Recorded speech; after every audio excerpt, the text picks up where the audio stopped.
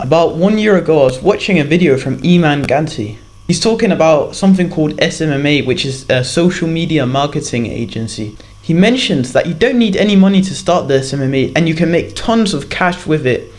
And instantly I get to work. I make a website, I make an onboarding funnel, I journal about which niche I want to get into, I figure out everything, watch videos, try to take action, make all of these things that the YouTubers tell me. One day, I just get drained. I feel like I don't want to work anymore. I've worked super hard, but now I'm like just tired, and I end up literally not working on the project for one whole week.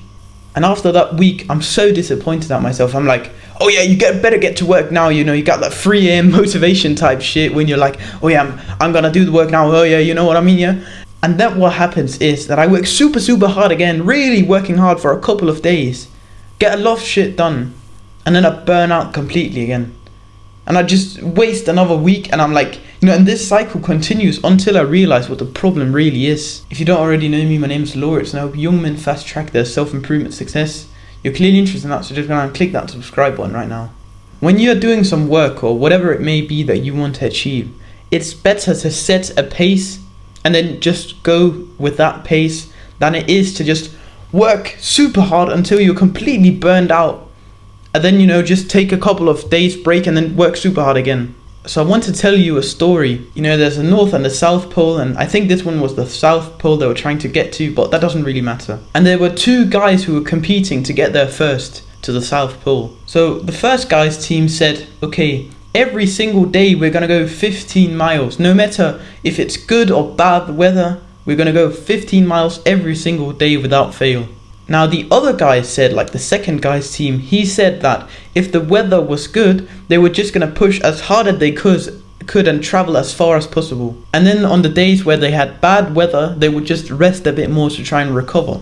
Now the second guy's team, they were way too burnt out all the time because they pushed so hard on the days with good weather that they were completely smashed on the days with bad weather. But the first guy's team, because they never did more that they could recover from the next day, they felt fine all the time. They might not have traveled as far as the other guys did on some days, but at least they traveled every single day. So you see, they recovered every single day from what they did. So in the end, who do you think won the race? It's obviously the first guy's team, and they were actually many days ahead of the other team. This was because they set the pace, and they did that every single day, and they made sure that it was not too much so that they couldn't recover from it the next day. Whereas the other team, they just pushed as hard as possible, and then they were exhausted for days afterwards and couldn't do anything. Understand that slow is smooth and smooth is fast, so I'll just break that down. If you go slow, you can go every single day with this, which is smooth and consistent. And when you're smooth and consistent, then you eventually get there faster. You already know that. Instead of just working super hard for a couple of days and then being exhausted and having to take a break, it's better to set a pace and then just stick with that. You should never do more today than you can 100% recover from until tomorrow, because you might have gotten like 30% extra work in today, but that's probably not equivalent to what you could have done the whole next day if you just did 30% less and just did what you could recover from. So let's say, you know, you say, oh, I want to record 7 videos every single day. Sure, you might be able to do that one day, maybe 2 days. But then afterwards, you're not going to record for like a very long time. But it's better to say, okay, I'm going to record 1 video every single day. I'm going to record 2 videos. Because then you set a pace that actually possible to, you know, you can record 1 video every single day. Like, it's possible for you to do.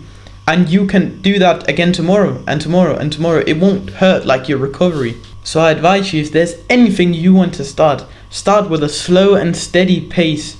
And then just maybe, when you get used to that, then you can maybe increase the pace a little bit. But just remember to never do more than you can recover from the next day. And this is how you actually reach your goals instead of just quitting halfway through. If you found this video helpful and you want to see more videos from a smaller YouTuber like me, go down and click that subscribe button right now. It's a win-win for both me and you.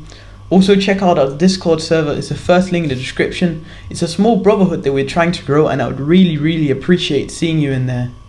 And last but not least, put one foot in front of the other.